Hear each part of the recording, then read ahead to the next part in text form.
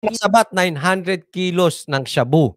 Malaki-laki yun. 6 na bilyong halaga ng shabu. Ganun po kalaki ang usapan dito. Bilyon, hindi milyon. So, dyan na lang medyo magkakaroon na tayo ng reaction na talaga medyo ganito na po kalalim ang problema natin patungkol sa droga. Ang laki na po. At hindi tayo mabibigla kung talagang merong masasangkot dito. Again, hindi po sa atin ang nagpagbibintang. Kung sinong kasabwat dyan, sinong kasangkot dyan, dapat kasuhan. Okay? Yun po ang ating posisyon. Especially droga. Isipin mo yan, yung 6 na bilyon na yan, lumapag yan sa mga kamay ng mga runner at papasok po yan sa mga kabataan at mga ama ng pamilya. Sira ang pamilya pag nakarating yung droga na yan sa tahanan. Napakalaki po nito. Ang laki nitong industry na to. Kaya po marami ang gustong makisawsaw dito. Ayan po ang totoong usapin dyan. Hindi maiiwasan. Hindi po natin pinagbibintangan kung sino-sino. But definitely, kung yung mga milyon ngang pera, marami nang nakikisawsaw, daang libo ngang pera,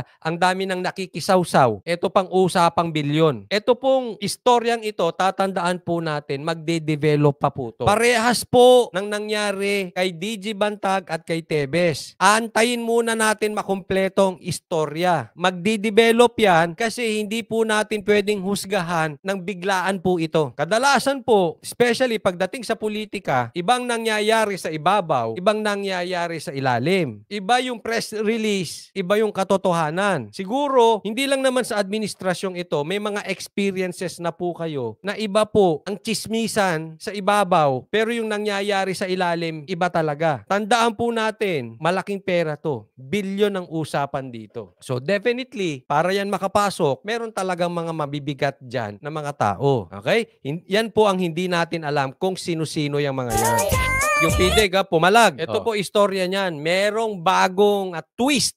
Kumbagat sa telenovela, kumbagat sa Netflix, may twist. Yan ang sinasabi ko sa presscon. Paano kung nagsalita naman yung kabila? Natural, nagpa-presscon si Abalos, si secretary. Magpapa-presscon naman ito dahil pinangalanan. Ito ang sabi. Ang kuha ng CCTV ng mga pangyayari sa drug raid nung nakarang taon, ang isa raw sa mga matibay na ebidensya na nagkaroon ng sabuatan para pagtakpan ang pagkakaaresto ng isang miyembro ng PNP Drug Enforcement Group o PDEG. Sir Mayo, ang sinasabi ni Secretary Abalos, ang pinaka-ebidensya nila ay itong CCTV. 9 PM nung araw na yon, makikita si Mayo matapos maaresto sa drug raid sa labas ng lending company kung saan nakuha ang mahigit 6 na bilyong pisong halaga ng shabu noong October 8, 2022. Ilang minuto makalipas, bago mag-alas 8 ng gabi, makikitang tinanggalan na ng posa si Mayo at pagkatapos umalis na ang SUV kung saan nakasakay si Mayo. Yon, larga na ha. Yung pinaka main suspect nila dito, di ko alam kung tatawagin na lang ditong mastermind, main suspect, basta ito pong si Mayo. Nakaposas, tapos bandang huli, bandang alas 8 ng gabi, tinanggalan ng posas, tapos sumibat na. Yun po ang istorya. Wala na akong dapat ipaliwanag pa dahil ang mismong tape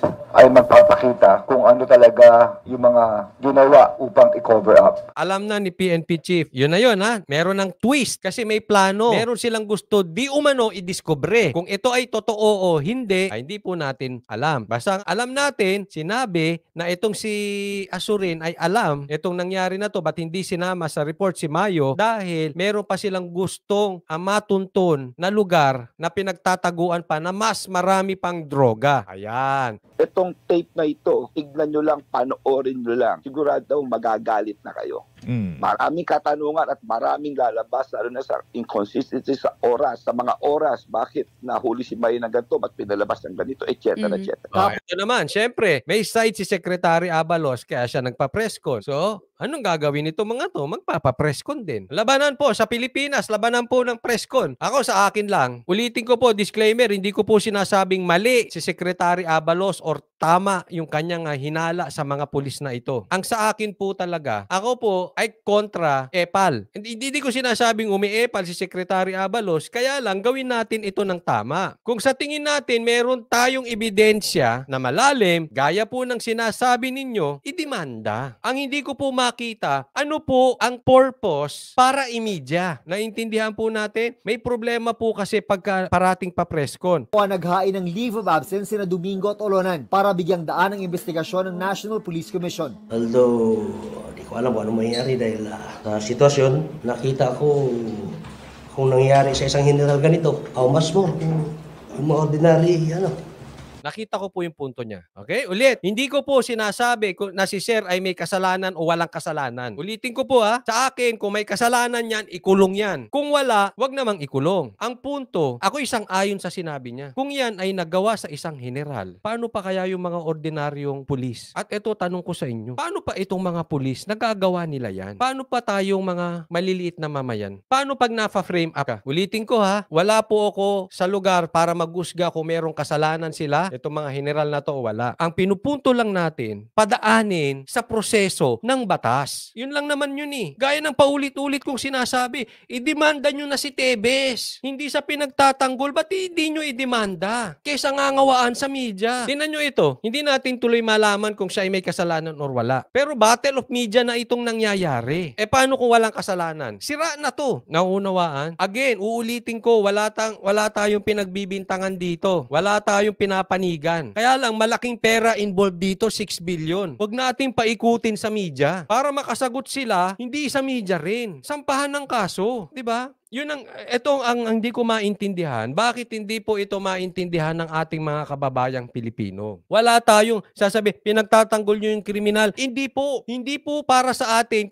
para maghusga kung sinong kriminal at sinong hindi kriminal. Meron pong dapat maghusga dyan. Hindi ikaw, hindi ako, hindi tayo. Husgado. Kaya sampahan ng kaso. Ang nakakatakot kasi dyan, katulad nun, yung CCTV, labo-labo naman. Mamaya, maituro ka dun, kamukha mo yung isa ron, tapos ka. Ayan, CCTV, kamukha mo, oo. Tapos ka niyan. Pas binanatan ka sa media. Tapos wala namang ebidensya. Nabanata ka na sa media. Wala namang sinampang kaso. Please don't get me wrong. Hindi tayo kakampi sa mga durugista or sino protektor ng durugista. Kaya lang paano natin malalaman? Ba't i-involve ang tao dito na hindi kasama? Hindi naman sila part ng solution Ang part ng solution yan, hukuman. Di dun sa isang pa. O again, kita mo sino pa ang sumisigaw? Nakasuhan na si Tebes. Kami pa, tayo pa. Bakit? Sawa na tayo sa presko Due process lang yan Baka mamaya mangyari sa atin, mapagbintangan, tapos walang due process. Ba't delikado? Isipin mo sa isang general nagawa yan. Paano pa sa'yo? Paano pa sa akin?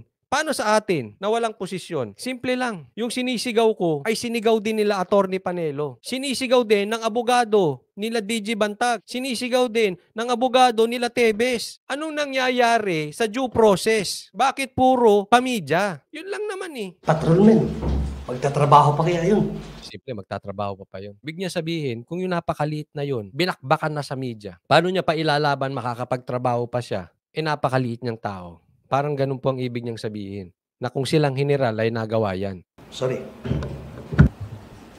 Sa totoo lang, kagabi, nahihiyak ako 24 hours namin binantayan yun sa inventory. No? I never imagine na masasabit ako doon. Yun po Simple. Kung sila ay may kasalanan, ikulong sila habang buhay. Pero paano kung wala silang kasalanan? Sinira na sila.